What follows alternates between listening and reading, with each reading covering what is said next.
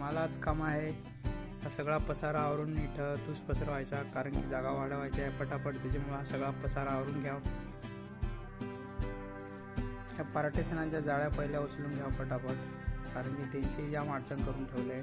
त्या जाळ्या उचलून झाल्या मग बाडदानाच्या घड्या करून घ्या पटापट, कारण की बाडदाना इकडे तिकडे पसरवली होती मध्ये.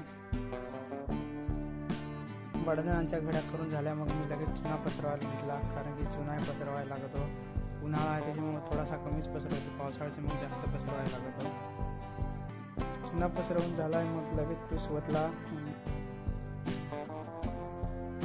वतला लगेच मग पसरवायला घेतला, कारण की पसरवायला लागेल पटापट, जागा वाढवून द्यायचं आहे.